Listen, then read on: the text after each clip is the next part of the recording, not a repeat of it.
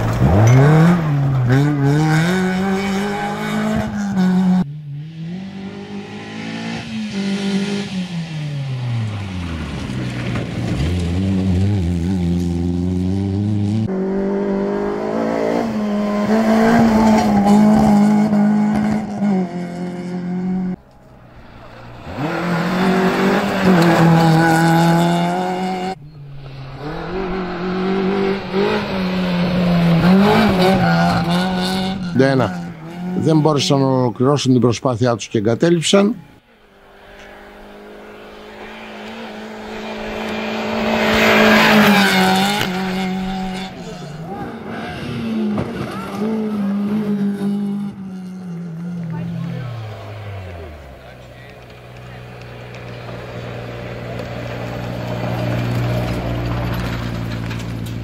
Κοπάνεις.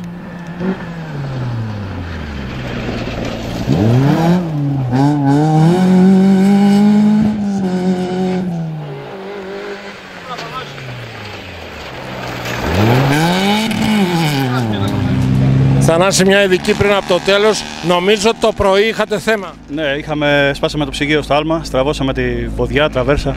Αλλά ευτυχώς εντάξει, το φτιάξαμε. Πηδήξατε πολύ δηλαδή. Ναι, δεν το πήραμε. Είχε πάρει την κατηφόρα που λέμε.